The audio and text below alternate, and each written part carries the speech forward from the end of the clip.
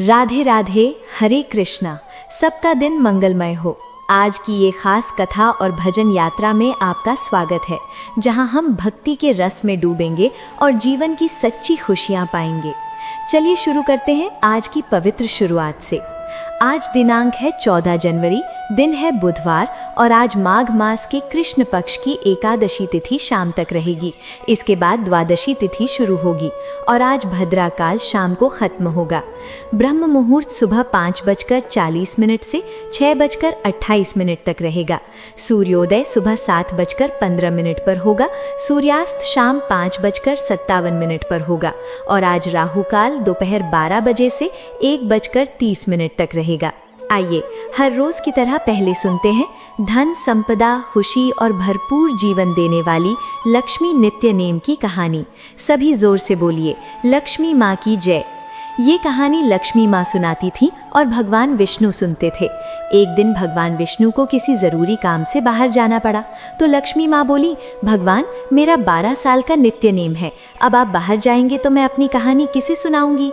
तब विष्णु ने कहा, लक्ष्मी तुम कुएं की दीवार पर बैठ जाना और वहाँ जो भी महिलाएं पानी भरने आएंगी उन्हें अपनी कहानी सुना देना। लक्ष्मी माँ कुएं की दीवार पर बैठ गईं। तभी एक महिला आई। उसने रेशमी जरी वाली साड़ी पहनी थी और चांदी का कलश ले रखा था। लक्ष्मी माँ उसे देखकर बोली, बहन मेरा 12 साल का नित्य नेम सुन लो। लेकिन वो महिला बोली, मैं तुम्हारा नेम सुनूंगी तो घर जाने में देर हो जाएगी और मेरी सास मुझसे लड़ाई करेगी।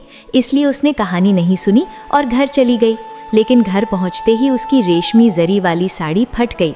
चांदी का कलश मिट्टी के कलश में बदल गया। सास ने देखा तो पूछा, बहू ये किसका दोष लेकर आई हो। बहू बोली, माँ जी कुएं पर एक महिला बैठी थी, उसने अपनी कहानी सुनाने को कहा लेकिन मैंने नहीं सुनी, शायद उसी का फल मिला। अगले दिन वही साड़ी और वही कलश लेकर सास कुएं पर गई। सास को वहां लक्ष्मी माँ मिली तो लक्ष्मी माँ बोली, बहन मेरी कहानी सुन लो। सास बोली, एक बार क्या, मैं तो 5 बार सुनूंगी। तब लक्ष्मी माँ बोली, विष्णु आए नारायण आए, भूमि के रक्षक आए, नित्य नेम का नेम लाए। आओ विष्णु बैठो विष्णु, गरम रसोई खाओ विष्णु, मक्खन शक्कर खाओ विष्णु, दूध मिठाई पियो विष्णु, धागे का बिस्तर बिछाओ विष्णु, रेशम की चादर बिछाओ विष्णु, रेशम की चादर ओढ़ो विष्णु, जब बोलूं विष्णु ही विष्णु। विष्णु सवारेंगे सबके काम, खाली घर गोदाम भरेंगे, सबका जहाज पार करेंगे, विष्णु जय जय विष्णु। सास बोली, बहन कहानी तो बहुत प्यारी लगी। फिर कहानी सुनकर सास घर गई और उसकी साड़ी फिर रेशमी जरी की हो गई। मिट्टी का कलश चांदी के कलश में बदल गया।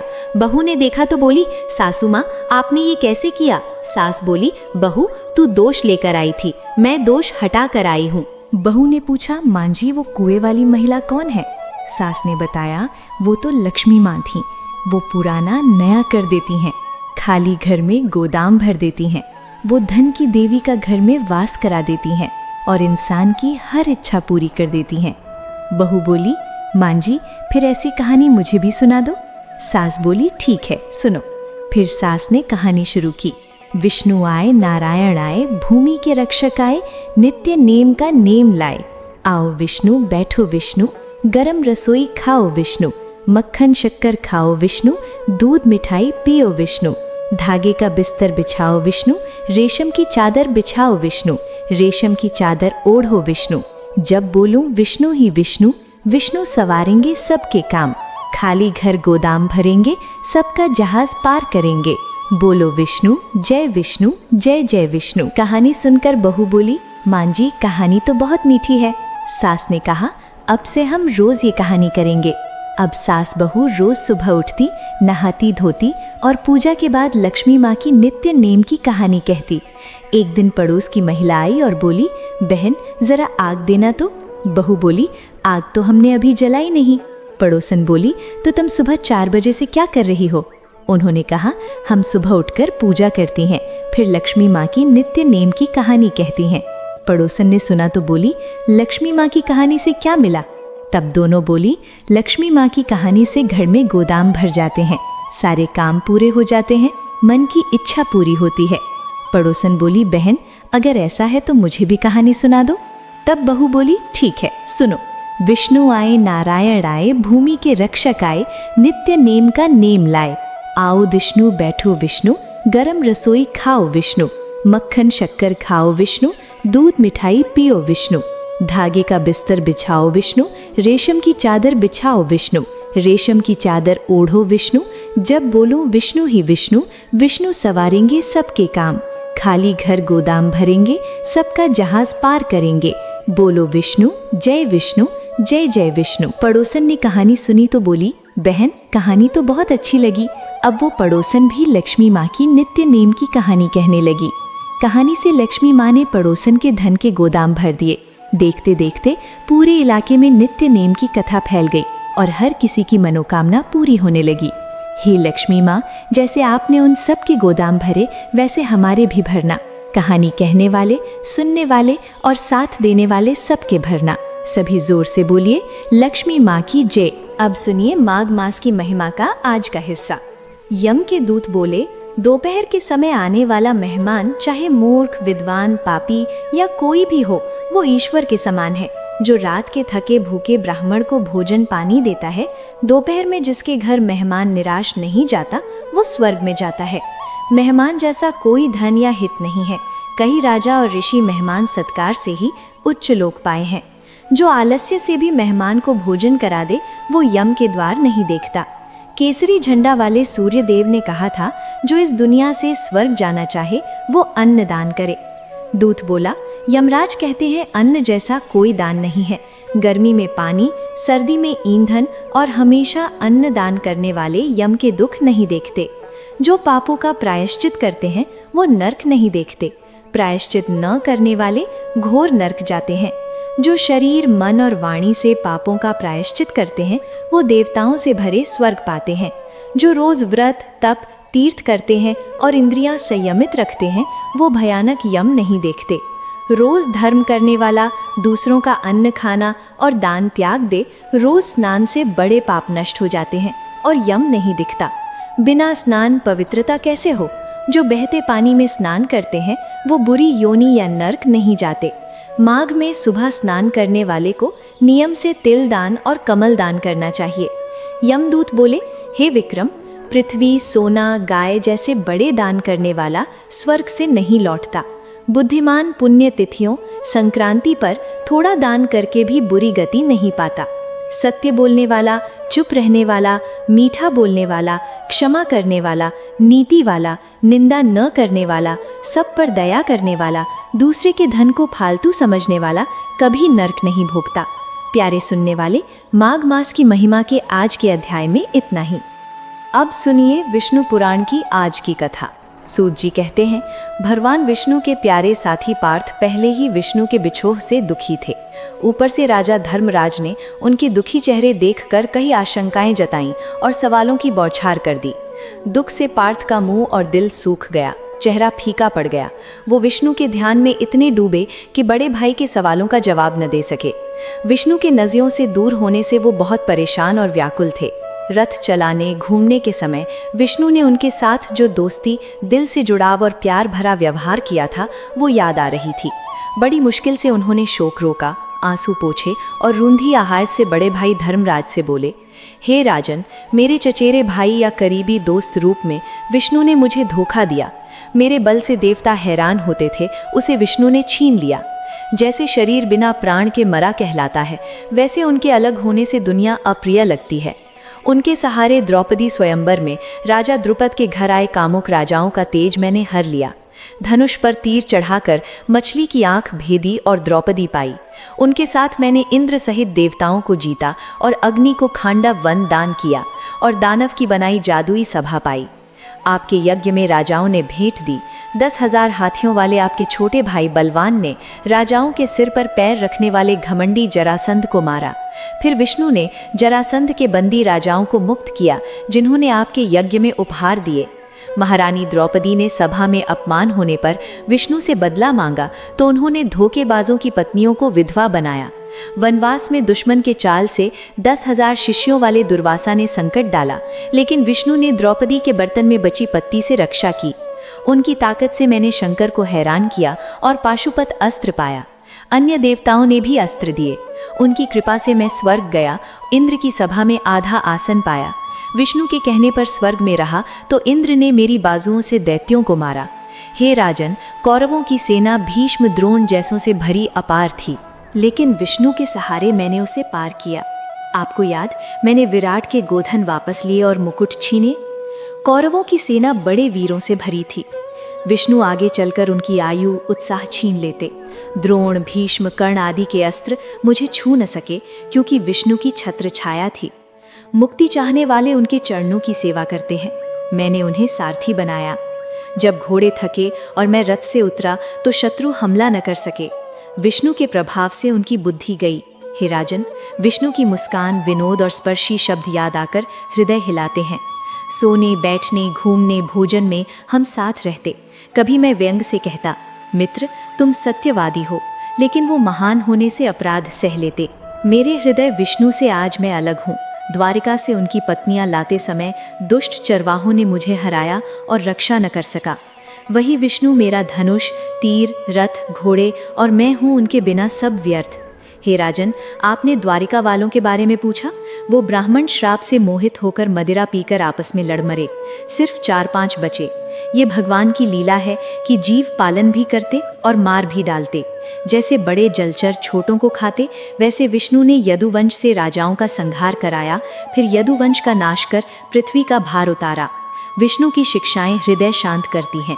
सूत जी कहते हैं, विष्णु चरणों का चिंतन करते पार्थ का मन शांत हो गया। भक्ति ने विकार निकाले। उन्हें गीता ज्ञान याद आया जो भूल गया था। ब्रह्म ज्ञान से माया टूटी, गुणातीत हुए, शोक से मुक्त हो गए। विष्णु के स्वधाम जाने और यदुवंश नाश सुनकर धर्मराज ने स्वर्ग जाने का फैसला किया। कुंती ने भी यदुवंश नाश और विष्णु के जाने की बात सुनकर भक्ति से विष्णु में लगी और संसार से मोह मोड़ा। विष्णु ने यादव शरीर से भार उतारा और त्याग दिया, जैसे कांटा निकालकर दोनों फेंकते। नट की तरह रूप धारण कर त्याग देते। जब विष्णु ने शरीर त्यागा, उसी दिन कलयुग आया। धर्मराज ने कलयुग फैलते देखा, लोभ, असत्य, हिंसा बढ़ी तो महाप्रस्थान का फैसला किया। उन्होंने परीक्षित को राजा बनाया, मथुरा में वज्र को राजा बनाया।